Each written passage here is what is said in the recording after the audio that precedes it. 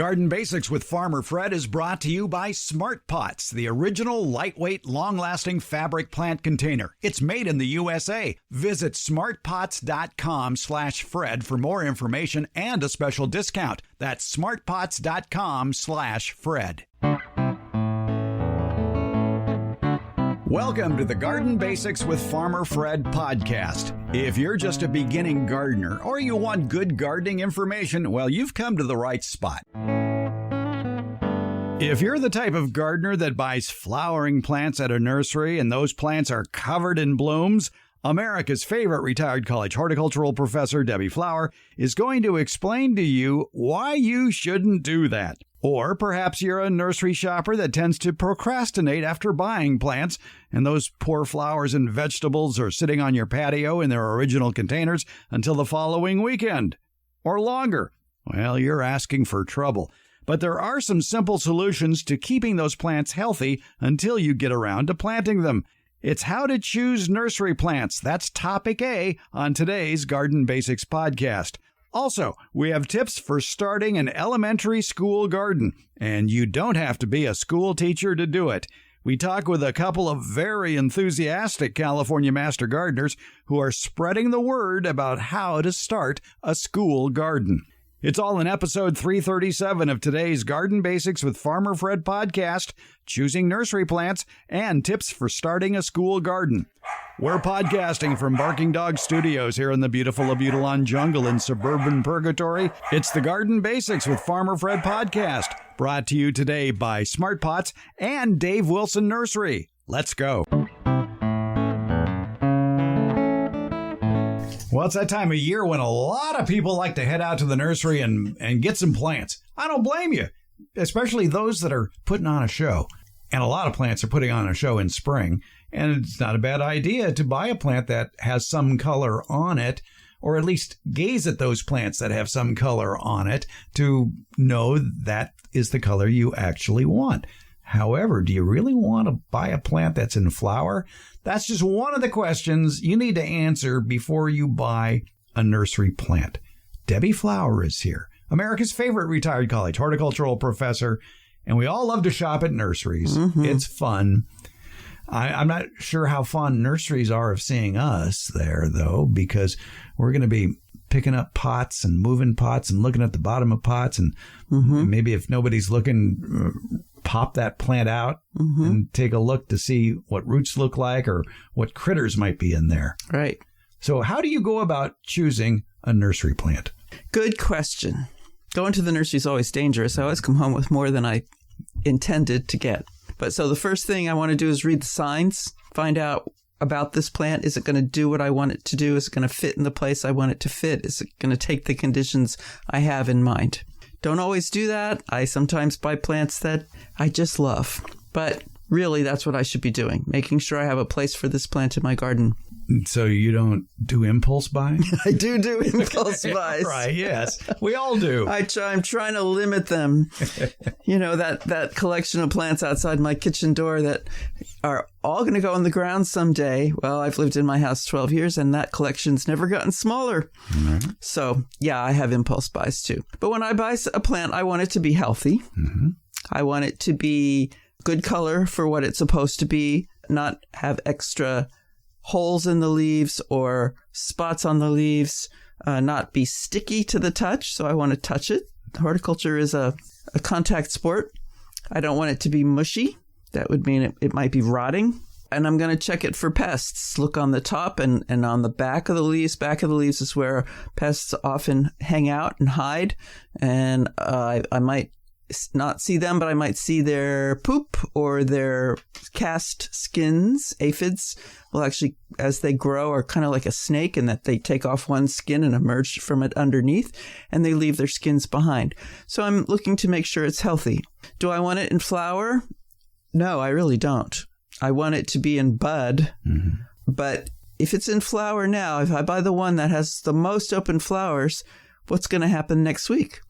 I'm going to have a plant that It'll be shocked. It'll be shocked. It'll drop those flowers, and it doesn't have the energy to make any more right now because establishing it in the garden or in a bigger pot, it takes some time and effort on the plant's part. So if I'm buying something for the flowers, I want it to be in bud, preferably not in flower. If I'm suspicious or it's a mix, sometimes you'll buy mixed colors of zinnias. I know in seed packets it's that way. So if you know you want a certain color, then yes, have one in bloom so you know what color you're getting, but not all the flowers, just mostly in bud.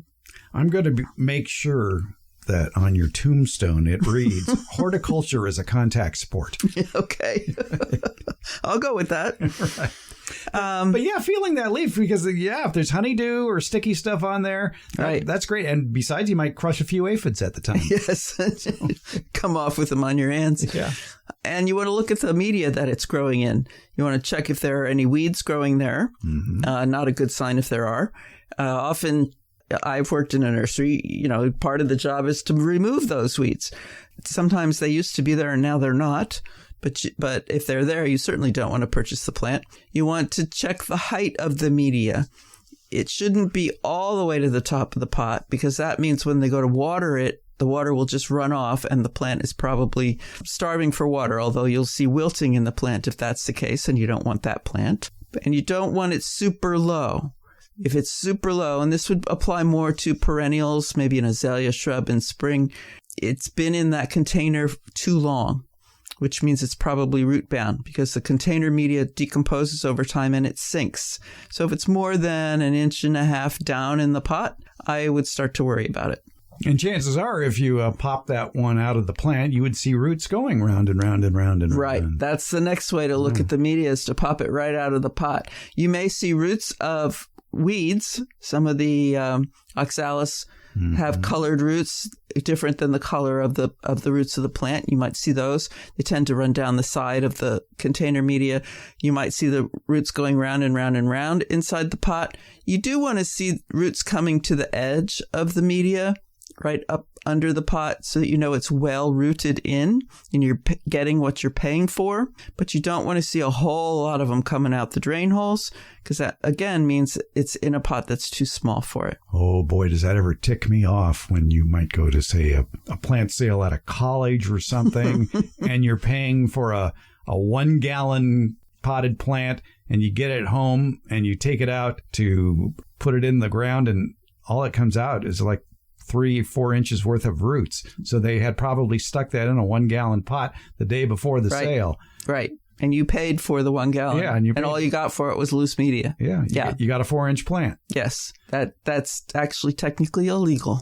Law says you have to have the roots out to the edge. Oh, really? Mm-hmm. Mm-hmm.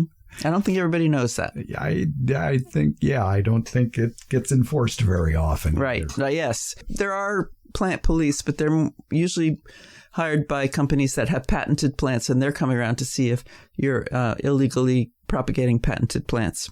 But anyway, back to this buying. Mm-hmm. If it's a woody plant, then pull up on the stem. While it's in the pot, pull up on the stem.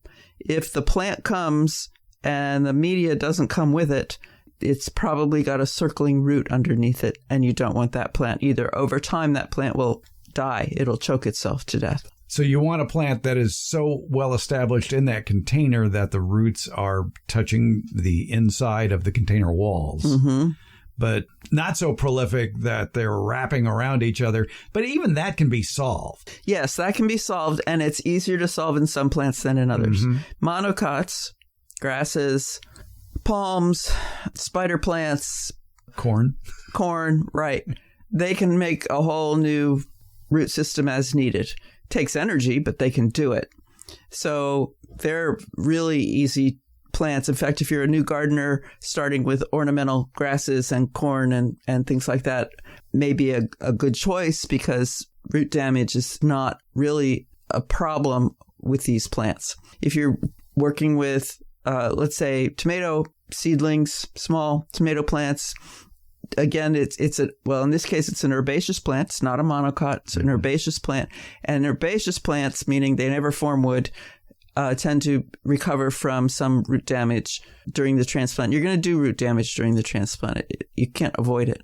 And actually, it's kind of a good thing. You want to cut the roots. I like down the 4 sides and an X across the bottom. Mm-hmm. Not in very deeply, maybe 1/4 of an inch. Would you, in that process of removing it to be planted into the ground, would you have watered that container plant thoroughly first? I like to have it watered, yes. There are people who say don't, but I like to have it watered. Mm-hmm. And I like what I'm planting into to also be watered. So I'd like them to be both moist. Okay, that makes sense. I am concerned, though, about some noxious weeds that develop from corms or tubers that might be in that soil. Mm-hmm. It's pretty easy to knock the top off of a weed, but sometimes you're leaving behind little babies. Mm-hmm. And that's always a nasty surprise after a month or two, and you've got it in the ground, and all of a sudden, wait a minute. You just imported a bad guy. Yeah. What am I going to do about that? Mm-hmm. But what can you do? I mean, I guess I know Linda Chalker-Scott, who we've had on this program, talks about this a lot, about washing the roots. When you buy a plant and take it home, wash all the soil off. Right. And I don't do that. She's in Washington. She's in a place that has a milder climate and more water, although it is somewhat of a Mediterranean climate still to be on the west coast of the U.S. And I am concerned about damaging the roots I have. Also, if I were to do it, I would only want to do it when the plant was dormant. Mm-hmm. Yeah. The other thing that some people do is to plant that plant, pot and all, in the pot that they bought it in. Oops. Well, you get confused about these containers sometimes. Speaking of things like maybe fruit trees or vining plants that might be sold in a pulp pot. A pulp pot or even a ball and burlap. Yeah. And, they say they will break down, but I think it takes way too long for those to break down. I agree. And it creates a change in texture of the soil or of the media. It's not really soil. The pulp pot itself being a different texture than the media the plant is growing in above it, and it's a different texture from the field soil around it. So when water meets a different texture, if possible, it doesn't go through it, meaning if there's another route, if it can stay in the container media that the plant is in and just saturate it completely, it will do that until it gets completely full, and then the next drop of water will push into the peat pot, but the plant is suffering while that media is saturated. If it's field soil is getting wet from irrigation or rain or something, it will not enter the pulp pot and get all the way into the media the roots are in until everything around it has become saturated. And hopefully that doesn't happen in your yard. I think it's time for the Debbie diatribe about certain vegetables that you want to plant before they get too far along. Oh. And there are vegetables that you will see at nurseries now that are in 6-packs or even in 4-inch pots, and they have a lot of growth to them. And for some of those, it would be fatal to try to transplant those. Well, it wouldn't be fatal to the plant. It would still survive. It just doesn't produce anything. Well, it's fatal to your diet. It's fatal, yes. Yes. So you're talking about the cucurbits, the squashes, pumpkin, cucumber. They are best direct seeded, I believe. You can, and the seed packet will tell you, and there are lots of places, books, websites, and things that will tell you, yes, you can germinate them in a pot and then move them to the soil. And that's true, you can. But the problem is if they have more than about 4 leaves on them, true leaves, okay, the first thing that comes up when they germinate is called the cotyledon or the seed leaf, and it was what was inside the seed. It comes up, it's shaped much like the seed, but it's bigger now because it's full of water, and it turns green. But then you get leaves of different shapes, leaves with maybe sharper edges or indentations. They'll look different. The veining will be different. Those are the true leaves. If you've got more than about 4 of them, when you put that plant in the ground, it will not reach its maturity that you're hoping for. It'll grow a little bit. I've had them grow to maybe 3 or 4 feet long, and they just limp along, never flower, never fruit. Once their root system has become bound into that small pot, it doesn't grow out of it, even if you cut the roots when you put it in the ground. So what's a mother to do? Start your own. Yeah. Start with seeds. It's a great project to do with direct sow. Young kids. Yeah, direct sow. Probably the reason they get sold is people go out to buy their summer garden plants. They want a tomato, a pepper, a cucumber, a squash, let's say. That'd be a great combination. And an eggplant. And an eggplant, all right. The tomatoes and the peppers you can buy as plants. That's fine. They transplant quite easily. The eggplant as well. But the squash and cucumbers don't do as well.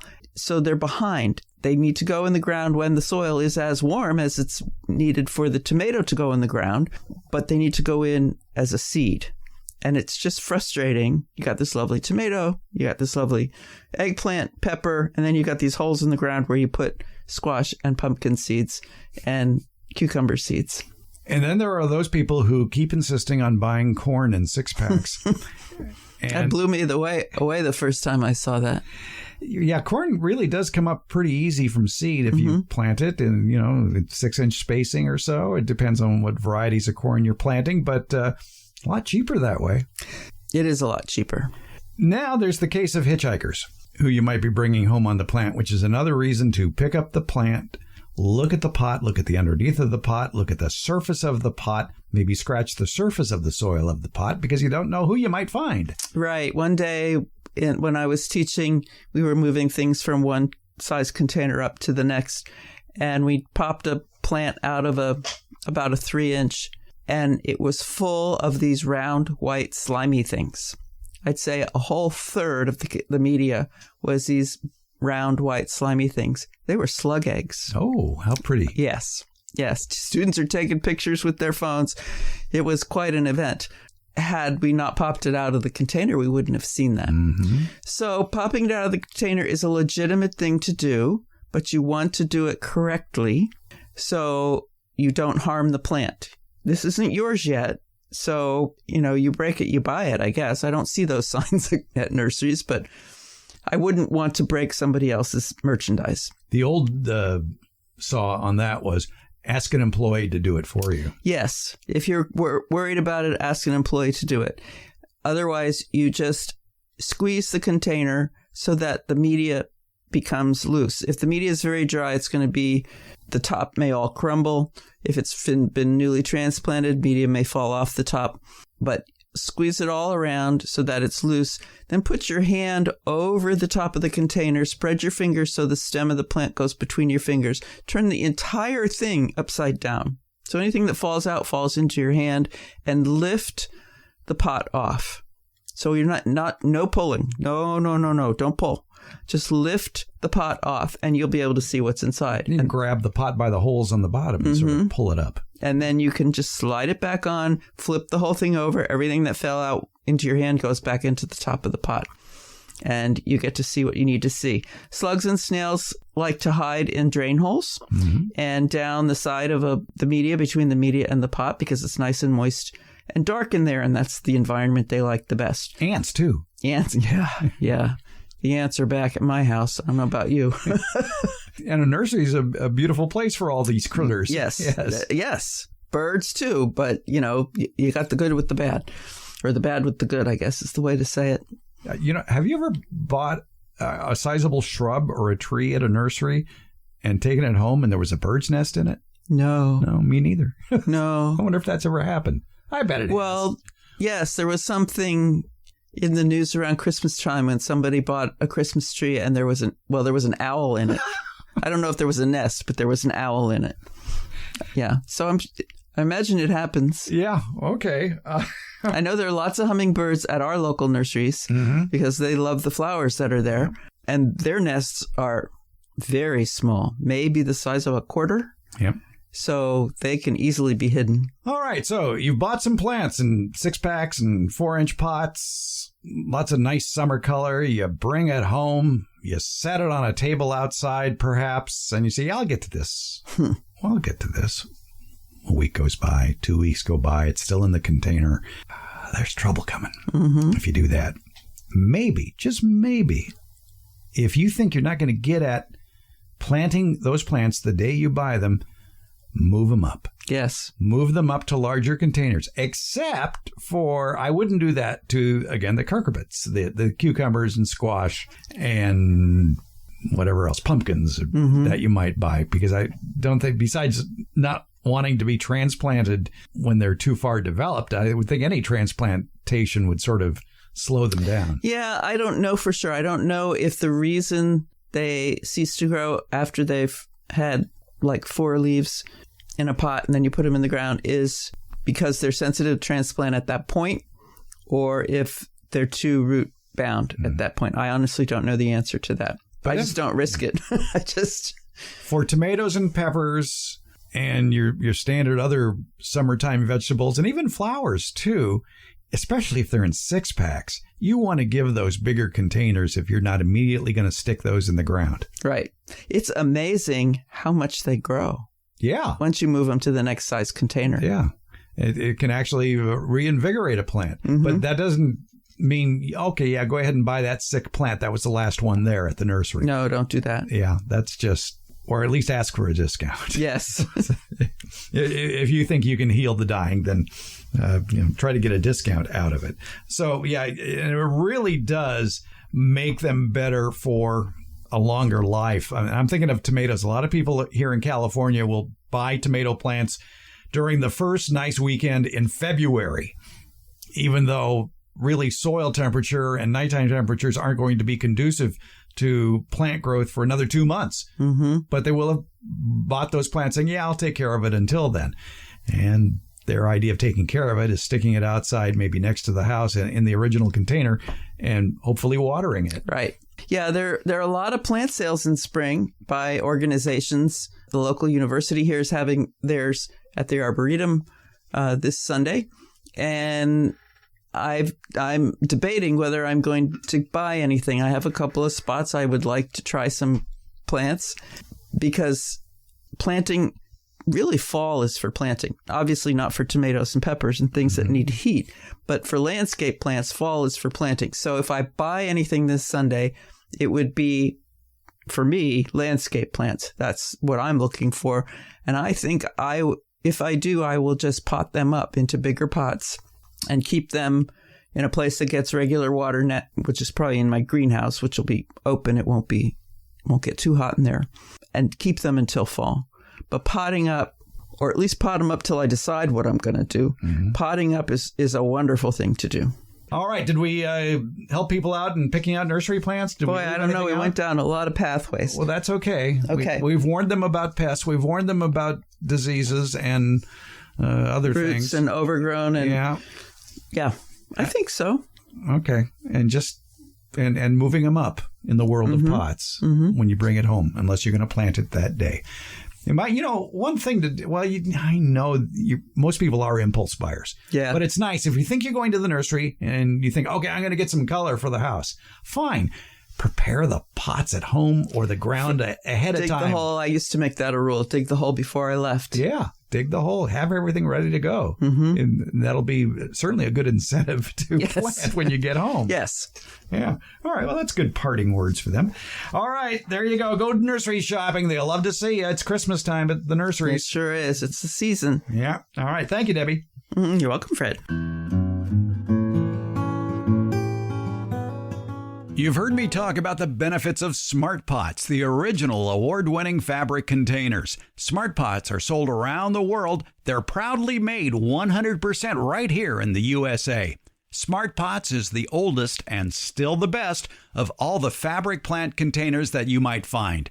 Many of these imitators are selling cheaply made fabric pots that fall apart quickly, but not Smart Pots. There are satisfied Smart Pot owners who have been using the same Smart Pots for over a decade, actually approaching 20 years. When you choose Smart Pot fabric containers, you know you'll be having a superior growing experience with the best product on the market.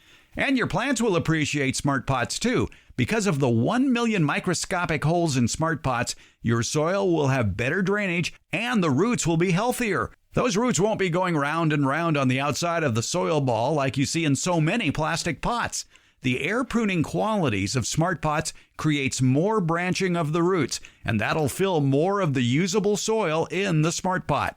Visit smartpots.com/Fred for more information about the complete line of Smart Pots lightweight, colorful fabric containers. And don't forget that /Fred part, because on that page are details of discounts when you buy Smart Pots. Maybe you want to see them before you buy? Not a problem. Smart Pots are available at independent garden centers as well as select Ace and True Value hardware stores nationwide.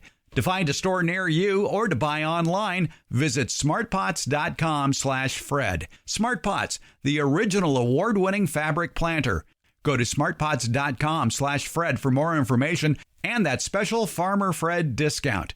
Go to smartpots.com/Fred. Oh, and this just in. For a very brief period, Memorial Day weekend, May 24th through the 27th of 2024, if you go to smartpots.com/Fred, you're going to get a greater discount, 15% off your purchase. Remember, it's just for a limited time, May 24th through May 27th.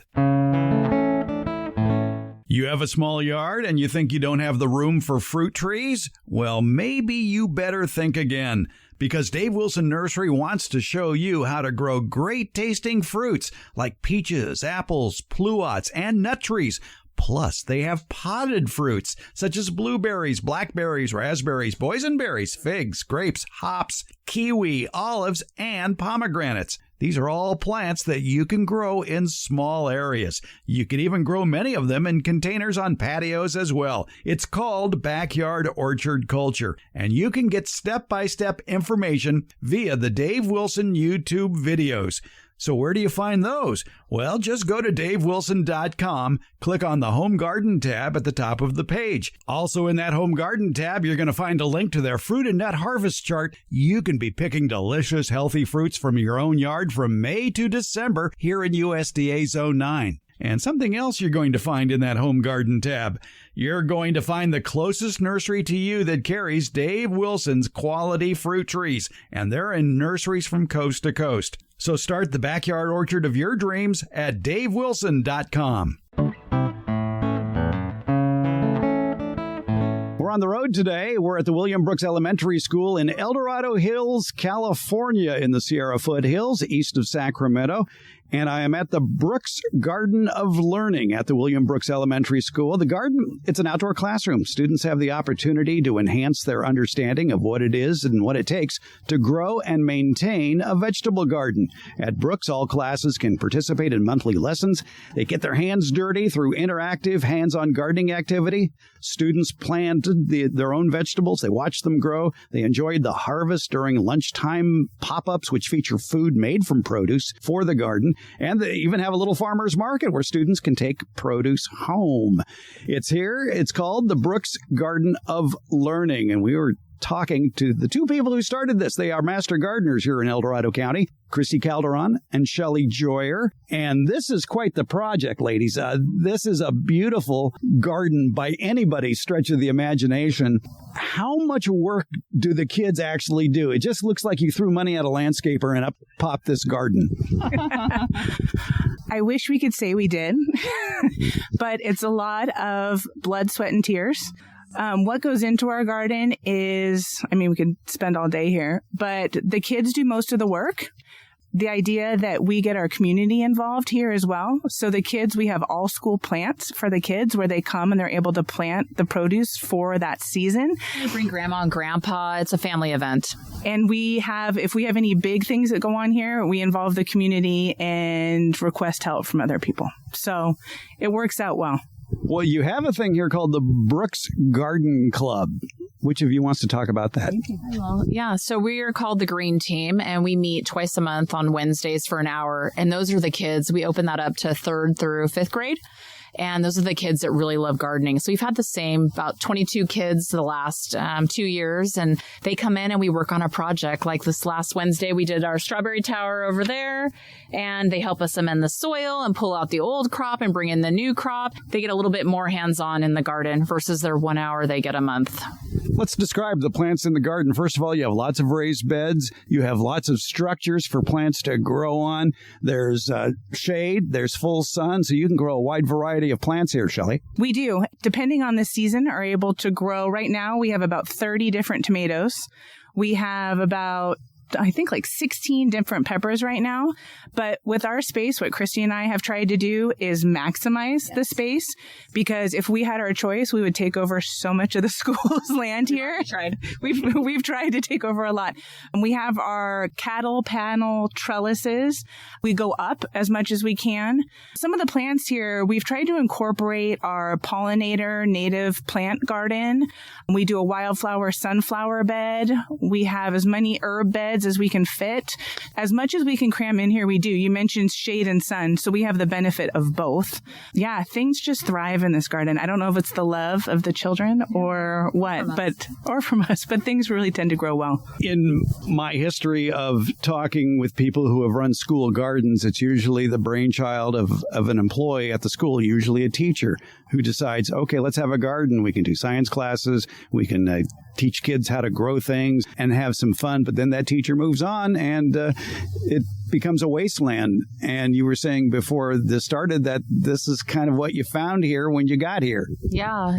It was in August of 2022. And my neighbors across the street had moved in and they were looking for a school for their kids. And they came to this school and they saw that the garden was overgrown. That's what initially started me. And as new neighbors, I talked to them and they said, where do your kids go to school? I said, William Brooks. And they said, oh, with that overgrown garden right in the front. And I was like, no way. So then I went to the school office and asked who was responsible. And they said, well, do you want to be? And I'm like, sure. So in August, when it was super hot, my kids and I were out here ripping out, 6 to 10 feet tall of weeds in each bed. And every lovely teacher had planted lots of mint. And that overtakes everything. So we pulled out mint for days. It smelled like mint in our hair and our clothes everywhere. But yeah, that was what initially started it. And then I just would go to elementary schools everywhere and look at their gardens and get ideas. Well, for people across the country who would like to start a school garden for their children or others' children, there has to be some pitfalls. There have to be expenses. And seeing the structures that you have here, this didn't come cheap. So how did you finance this? Well, I think you have to get creative a lot of times. Going back to when I talk about a sense of community, there's so many parents and staff that are willing to help if you just ask. Some of our beds were already here from years and years ago. Parents had built these beds. Yeah, our beds were built in 1991, but a parent had volunteered the time. But there's parents, there's community, local organizations. We have some local companies here that love to volunteer or donate. So I think if you have find the time and the people that will come and help do that, that's really what has spurred us along, is just finding donations. Family members giving us money to facilitate our dream to make this garden come to life for our kids. And that's an important part of it, is the ongoing donations to keep it going. What do the students here bring in the way of labor to this garden? Oh, yeah. Okay, so the kids, they get down and dirty in the yard. Everything. One of the things I talk about a lot is bringing value. And if something is going to be funded or sustained, it needs to bring value. And when you have teachers that have a busy schedule and have a lot on their plate, having them be involved in the garden, it needs to bring value to them and the kids. And so what we do here, when you say, what do the kids do? Their lessons in the class and in the garden here are all hands-on. And they're learning Master Gardener content. We're teaching them IPM. We're teaching them composting, soil amendment, grades TK through 5. And they're out here doing all the work. They're digging, they're assembling, they're planting, you name it. Christy and I are great pointers and facilitators, but the kids want to do the work, and when you give them the option to do it, they want to do it. Absolutely. And everyone has an opinion. Oh, you have TK do the same as 5th grade? We absolutely do, because like you said, you got to give them credit. They can do more than you think they can. Yeah. And they'll eat some of these. A lot of the parents are like, oh, my kids don't like tomatillo salsa. We're like, yes, they do, because we pop up at their lunch and we provide them salsa with tomatillos, and most kids thought they were apples. They all loved it. And parents ask us for recipes for the smoothies that we've made and the salsa and the nut-free pesto. My kids said they ate that at school, and like they did with us. Garden fresh eating, which is a big lesson in itself. Now, you used the term, Shelley, earlier, IPM, which we should explain means Integrated Pest Management. And that is a great road to go down, especially in this day and age where you're trying to get away from synthetic pesticides into doing something that's more, shall we say, earth-friendly. Integrated Pest Management just talks about using cultural, mechanical, physical controls to subdue a pest problem or even living with the pest problem. Yeah, absolutely. And we incorporated that for the children because we have artichokes and our artichokes were infested with aphids. And we thought, what a great way to teach them about integrated pest management by allowing those students to release ladybugs to combat an aphid problem. And so we have that curriculum for them to learn. They do all the work. They release the ladybugs. And if you can come out and see kindergartners releasing ladybugs, it's magical.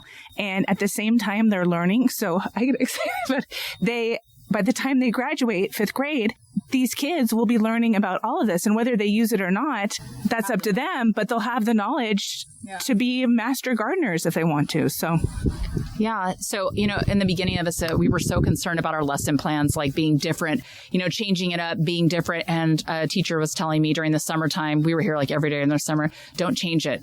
Every year they're going to take something different. So we did composting. Every single year they'll get composting, but every single year they'll take something different from that lesson. Obviously, we'll try to make it a little more fun, but we're still learning the general foundation of it. Attracting beneficial insects is a great way to help subdue a lot of pest problems, but to attract the beneficial insects, not only do you need flowering plants for them for the pollen, but also a place for them to raise their young, the Good Bug Hotel, I like to call it. And you've got a wide selection of vegetables and ornamental plants here that could be excellent homes to have year-round good guys here. We do. And one of the things for people that are looking to start a school garden, it can be very daunting. We learn as we go. Christy's taking notes because we learned today from you, Fred, and from our people at Master Gardening, the idea of this bug hotel to have these grasses and barley and weeds. And so Christy and I are like, we need to establish that here. But we learn that as we go. We didn't know that at the beginning. We do have these things here, but it wasn't like day one we knew, let's put this here or yes, it's trial and error. So any parent or teacher out there that is looking to do something like this, just start with something small if you need to, and you learn as you go. And that's kind of the fun part about it. And every season we try to incorporate something new. If we're at a nursery and we see a plant that we've never seen that's a native, we're like, yes, let's get that for the garden. We stop at nurseries everywhere we go. Our family loves it. Well, there are a lot of good nurseries around here, so you have no lack of inspiration for things to pick. And I'm sure the nurseries in the area, too, are very helpful. And that's a great alliance for a school garden to form, no matter where it is, with your local nursery people. Absolutely. We actually are famous at, are we allowed to say nurseries on here? Or is that okay to say names? Or, okay. Well, our local Green Acres, Chrissy and I walk in, they're like, hey, garden ladies. You have the school garden, right? Yes, we do. Yes, that's us. They learn if we're twins, all the time. Are you sisters? Are you twins? But they're great to us. And they are so helpful with questions that we have or if they get something new in. So yes, forming those alliances and relationships just to learn from them is fantastic. Talk about the farmers markets. What does that do? Do the students actually participate in? Is this an actual place where you can buy food? So we can't sell it. It's essentially donation. Okay. So we've had 2 farmers markets so far.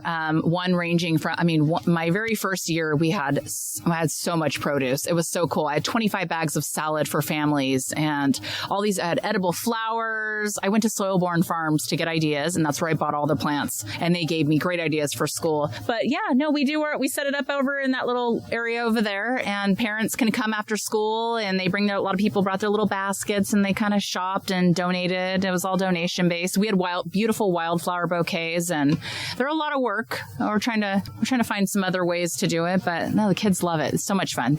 Their favorite thing is when we go to their lunches about every 2 months, and we pop up at their lunch. We stay for 3 hours, and we serve them. We make them food, and it's their favorite day. It's like going to Costco for them and trying samples. Are a lot of parents involved in this too? Yeah, we have quite a few parents that help us out here. They're part of the Green Team, which is our garden club. They love to come out here and be part of it. It's really fostered a sense of community, as I've mentioned. We have not only parents, but people in the neighborhood. There was a gentleman named Kenny, if you're out there listening to this, Kenny, who walked by one day and he stopped and he said, I just want to tell you what you're doing is amazing. I walk by here every day on my walk, and what you have done brings me so much joy. Doesn't even have kids here, so those kind of things, and they come and they help. They gave us $100. They left it in the school office for us. He's lived here for 17 years, said he's never seen it look like this. And we're not the people that go, we don't do half-assed. We go 100% fully. Ask our families, Well, your enthusiasm could sell the project. That's very obvious. But how do you get the school on board originally? Now, in your case, as you mentioned, Christy, was the fact that they were looking for somebody to do it, and you happened to walk in. But I think for some parents who want to start a school garden, there might be resistance at the school or some bureaucratic nonsense to deal with. And how do you deal with that? I think just as a rule of thumb would be to go to the principal. Start with the principal and ask if they would be interested in starting a school garden. Because this makes them look good too. When you have these programs, this attracts students from other areas that this is important for them. Versus if you also if you have like a great computer lab, that might attract parents to that. Yeah, I just went straight into the office, and then they set me up with the principal, and she was super on board and came from a school that had an amazing garden, and that's what I think. Start there. When you talked about funding, gardening is not free.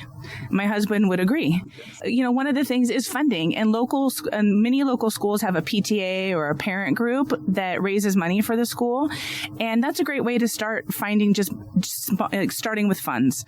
They're more than willing, depending on the school, if you talk to them, to help with that. And our local PTA does help with funding for our garden. But Christy had talked about our farmers markets, where we put out produce that the kids have harvested, and people are able to take that, and we do ask for donations. So we don't charge for our farmers market, but that is a donation-based activity that we do that also helps fund certain things here in the garden. Do you have any other fundraisers?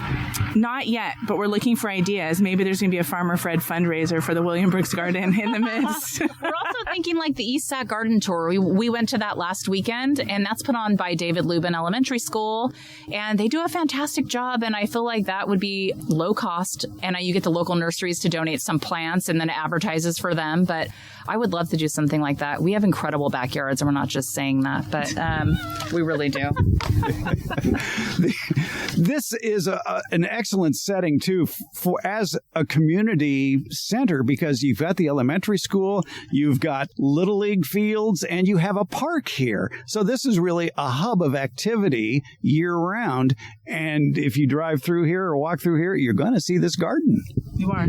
I guess Jeff Mitchell Baseball Park is down there, and kids drive through here nonstop. We're here all the time, so we know everyone's cars and what they're doing. We know their neighbors on the weekends when we're working in here, that walk by, and everyone sees this garden. And I've actually, after school, have seen a couple kids just coming in here and sitting. Yeah. And I thought, that's what it's about. Because we thought about putting locks on the gates, and we're like, no, brings a sense of community. Also, during school hours, a lot of our behaviorists have used it to bring like social emotional type of situations. They brought some kids in here. It's really helping with that, which, they have a nice place. They come and rake the decomposed granite or carry the wagon around, and that's really cool. Everyone's able to use it. It's been really neat. That's cool to watch. Now, I know you guys have the lesson plans that have been derived from Master Gardener classes, and that's an excellent idea. Do other teachers here use this as a classroom? I think so, not as much as outdoor classroom. There have been times where kids come out here to read. They're also, one of the benefits of the garden is just recently the classes have had outdoor celebrations. And so they'll bring that out here. And instead of being in the class where they are most of the day, they come out here and have an outdoor celebration or a picnic with the principal. It's just a great outdoor spot. It's just getting outside of the classroom and being in a different location. So we do actually create our lesson plans pretty much, 100%. We take all the information from the Master Gardener class. We take it from kidsgardening.org, and from Alice Water has all of her free lesson plans on there, and just kind of make it our own. So it's fun, and then we hit the educational aspect of it. But no, that's a great website. Yeah, let me repeat that for those of you listening who want more information about starting a school garden. is that organization you mentioned, kidsgardening.org. I believe they're based in Vermont. You can get a lot of good information and tips on how to go about this whole process. Now, if people want to make a donation to the Brooks Bears School Garden, how can they do that? Yeah, we have a website, the William Brooks Elementary website, that has a link for donations. And also, if people just want help starting a garden, I mean, Christy and my motivation, we see how beneficial these gardens are and how much value they bring, that we'd love to help people get started. Follow us on Instagram. Fun videos on there, recipes that we've made for the kids at the lunch pop-ups, different activities we're doing with the kids, and just the progress. That's been fun. Between Two Shrubs on Instagram. Yeah. Find us there. It's actually really fun. And for people that are wanting to start a school garden, we put our lesson for the month up there. We put ideas of what we're doing in the garden. We created these signs for the garden. That's not something like revolutionary, but we created signs to label our plants. Those are the kind of things we put on there that can give people ideas of what they can add, different plants. So hopefully it's a wealth of information, or at least a start. It looks to me like it should be a science laboratory. Oh, thank you. It should. I mean, and that's something that I have some of these pests crawling on me right now. This is how wonderful it is. Well, until you identify it, we can't really call it a pest. I have my monocle in my bag. I should whip it out right now, Fred, and determine what we have here. Here at the Brooks Garden of Learning, I imagine that you have a lot of dreams of garden projects that you want to complete here for the students especially. And, looking around here, I'm thinking, well, this place could use a greenhouse. What are some other things besides a greenhouse that you guys would like here? Ideally, I would like a taller fence, because we are having major issues with rodents, and, the deer can hop this fence. Ideally, I'd like to fence it all the way around and also have that greenhouse fenced in, maybe with two little bistro table and two little cute chairs in front of it, make it inviting. Right now, it's a chain link fence that's, 5 feet tall, and that's not going to stop any deer. I mean, Christy and I lay awake at night thinking of things texting each other at 12 minutes of our goals and visions for the garden. Like, how can we make it even better than it is today? What would the kids enjoy, and what would they benefit from, and keep it sustainable? Like we said, a greenhouse, seeds, and allowing us to grow those type of plants is something that is on our wish list of just being able to do that. We've been given a little bit more land here to do an orchard, and doing a William Brooks orchard for the students. And so Christy always goes big. Christy wants 12 fruit trees, citrus trees that would encompass that area. And the idea that those would have a raised bed. I mean, how cool would to have like a 4x4 redwood bed around each of them, around each of those trees. Yeah. So, I mean, all these things are goals. And I think having a vision of, keep it going and keep it growing is really a good and healthy thing for a garden. We made this happen in a year and a half.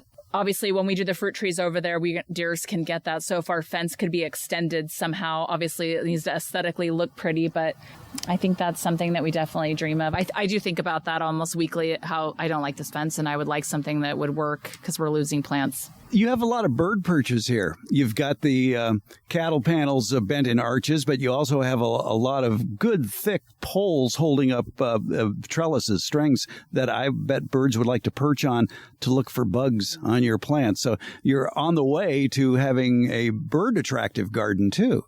Don't say that out loud, Fred. Is that good, or is that a bad thing? No, that's right. Last year we had 41 different tomato plants here. We did not see hardly any tomatoes. I doubt someone was coming in and taking them. They had to have been the birds or squirrels, or somebody was living their best life eating caprese salad. So do you think that's bad to have the posts to get the birds? No, you want birds. Oh, okay. Okay. Yeah, they eat the pests and stuff, but they also eat the vegetables, don't you think? Or... Well, in the case of, let's say you're worried about your fruit trees, when you get the fruit trees, if you keep them at 6 feet tall, they're easier to net. And that'd be a good lesson for the kids, too, about how netting keeps the birds out. And you put it on as the fruit starts to develop, and you take it off when the fruit is ready to be ripened, or you have openings. And you guys do a lot of traveling, too, to look at various gardens. I'm sure you've been to the Fair Oaks Horticulture Center, and you've seen that, and just the various gardens that they have and their systems for netting. So as you travel and see all these gardens, you're going to get ideas and go, yeah, we need that for our garden. We do that all the time. It's like stopping for yard sales. We stop for gardens and any type of nursery. Our kids are thrilled. Yes. But we get most of our ideas, and that's why we hope people can get ideas from us too, to share ideas that we have seen and picked up on our travels or in our stops. And we translate them either here or can share that with someone. I mean, the cattle panels, you see all those over social media now, but that was something we did 2 years ago that we're like, this is genius. And the kids love walking through a tunnel of pumpkins and cucumbers and squash. Now, you also have that you're using for raised beds. You have cattle troughs in the bare metal cattle troughs. Now, here's a hint for you that the kids might have fun doing is those cattle troughs can be painted if you use tractor paint. And if you buy tractor paint, something like Kubota orange or Ford blue or International green, they can have fun painting those. That's a fantastic idea. And I am a big believer of quotes. I will say at that David Lubin Elementary School, what drew me there is all their quotes.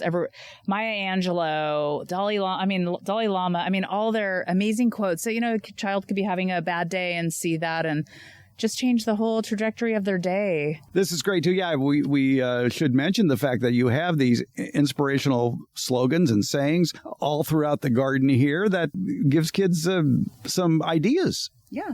It's uplifting, and just to see you belong, or, we have a whole, good day sunshine, and we have one, you belong among the wildflowers, and a lot of Beatles quotes, and just fun things in bright colors that hopefully spark joy and excitement for being out in the garden.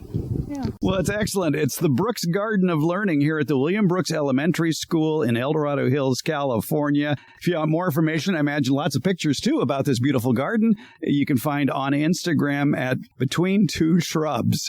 And you haven't been sued yet by Zach Galifianakis. No, not yet, but maybe after this we will. Okay. Or maybe he wants to meet us and see our garden. All right. Very good. Christy Calderon, Shelley Joyer, you've done a great job here. Continued success. Thank you so much, Fred, for being out here. It's so much fun having you. I know. Thanks for coming. This is amazing.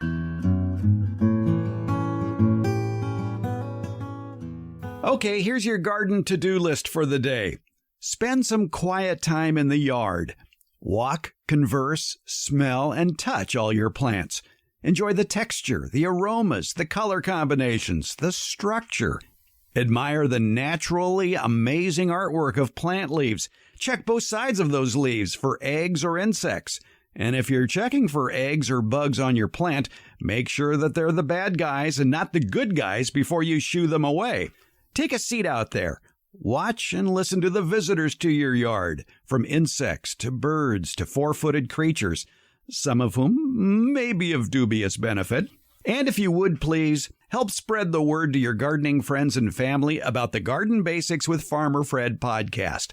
Leave a thumbs up or a comment on the show at Apple Podcasts or wherever you get your podcasts. And you can do that at our homepage as well, gardenbasics.net. And if you subscribe to our newsletter, leave a comment, share, and a thumbs up as well at the newsletter Beyond the Garden Basics. It's on Substack. You can find a link to all of these in today's show notes. Garden Basics with Farmer Fred comes out every Tuesday and Friday. It's brought to you by Smart Pots. It's Garden Basics, available wherever podcasts are handed out. For more information about the podcast and transcripts of the podcast, visit our website, gardenbasics.net. And that's where you'll also find out about the free Garden Basics newsletter, Beyond the Garden Basics. And thank you so much for listening.